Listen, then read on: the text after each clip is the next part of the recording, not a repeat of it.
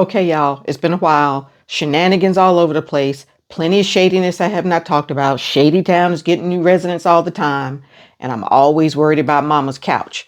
But let's talk right now about what's been going on with transfers. So today I am sporting my Florida gear in honor of Florida taking down the Texas Longhorns in unprecedented fashion. So congratulations to you. One thing for sure, we know that the transfer portal and NIL was going to democratize play and move athletes who are going to be sitting in spots where they'd never been sitting before. And so you're going to have more competitive games. And certainly that's what we're seeing more parity across the football ecosystem. Okay, so back to transfers. So now, according to The Atlantic, we got some good research data.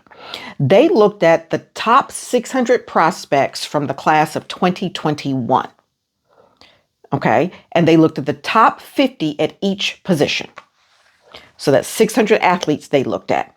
And according to their research, more than 60% of those athletes had transferred at least once. So these are the most elite, okay, of the athletes. At least 60% had transferred at least once.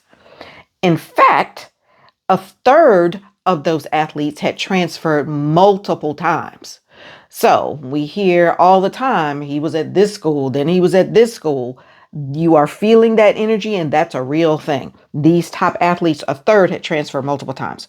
Now, quarterbacks are the most likely to transfer. This group, 84% of the highly ranked quarterbacks had transferred at least once.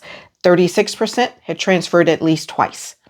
Wide receivers came in second at 82% having transferred at least once and 30% having transferred at least twice. So tons of movement, and it does bring into question the moniker student athlete and what that means now, particularly in football. Now, some of this is going to calm down a little bit because we're moving to one portal window in January. No more two portal windows a year in the fall, in the winter, and in the spring, just one window, at least until somebody brings a lawsuit and says I ought to be able to move as much as I want. That hasn't happened yet. So for now, coming in January 2026, there's going to be one portal window. So while you've got all these athletes moving around and you have the portal opportunity shrinking, you also have players advocating to actively ditch the 4-season rule and even the 5-year eligibility rule in a couple different ways. So the Patterson case, which we talked about previously, where you had athletes who had not been redshirted, had no problems, came in academically prepared, came in athletically prepared, didn't get hurt, were able to get immediate, good starting time immediately. They're like, why am I limited to 4 years of eligibility when that 5th year can be most lucrative? And people who get redshirted or get hurt or who don't come in academically prepared and don't play for some period of time, they get that 5th year to their advantage. If I came in ready, want 5 years. So that's one push on the system. The other push on the system is the JuCo players. Now, those are coming in two shades now, two flavors now. There's the Diego Pavia flavor. That is, I did 2 years in JuCo. I don't think my 2 years in JuCo before I moved to the NCAA should count against me. I want my full 4 or 5 years of eligibility, as the case may be. And so he was successful, and other players who were similarly situated also have that benefit.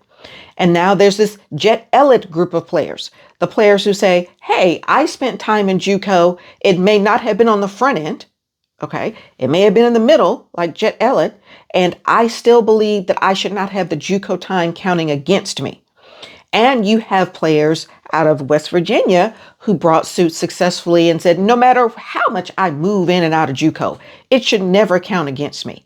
So you're getting all this pressure on the system. And so you're getting these 6 and 7 year athletes because they've spent time in JuCo and they spent time on medical red shirt and they spent time on hardship waiver. And so all these opportunities have led to longer times in college football.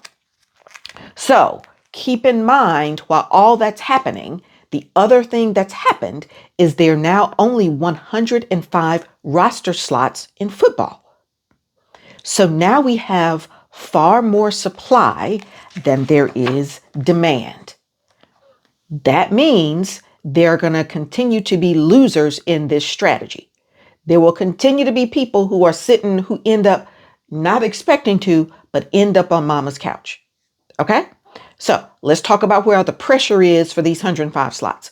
You got the high school recruits. It's like, I've been trying to, I've been working at this since I was in Pee Wee League. And here I am now, junior or senior in high school. And suddenly my opportunity to be constrained because I can't get these old dudes out the system. And they are correct. Okay. But they are getting squeezed the most in this current situation. Okay. Then you've got what I'm calling these JuCo dwellers. These guys who are in and out of JuCo multiple times. Okay. Maybe they're using it as a strategy. Maybe they actually need to go back and get themselves together and do whatever JuCo provides for them. So you got the JuCo dwellers in and out. You got the hangers on, the people who redshirt, medical redshirt, hardship waiver. You can have 2 or 3 waivers that'll extend your time to play. Then you've got the portal guys who are coming in and competing for these slots. So they are getting picked up out of the portal or hoping to get picked up out of the portal, and they're competing for the 105 slots. Then you got the guys that were already there. The current athletes who are not being pushed into the portal and who are not jumping into the portal. So they are there. Okay. And then you've got the mama's couch guys who are trying to get back in. Okay. The people who made bad decisions and transferred, hit the portal when they had no idea where they were going and nobody else did either. So they went home. Okay. And now we're seeing more and more stories of those people who are not being successful with the portal and the fact that they actually do go home. Some never get back into college football. Some never finish college at all. Okay. So you've got all these people fighting for these 105 slots. And so there's just far more supply than there is demand. And so that requires a new strategy and a new way of thinking about how you navigate the college football landscape in this era when there's plenty of movement and maybe plenty of dollars, depending on who you are. Okay. But not plenty of places to go. And if you don't get your name put on a roster, you will not play. So I'll stop now. Congratulations again to Florida. We can talk about what continues going to happen with this transfer portal and how these people are moving around and how they're squeezing the system. Okay. And how you have all these people who don't want to exit the system are hanging on far too long, way beyond 4 or 5 years to regular conversations about 7 and 8 year athletes. But that's what I have for now. As always, let me know what you think.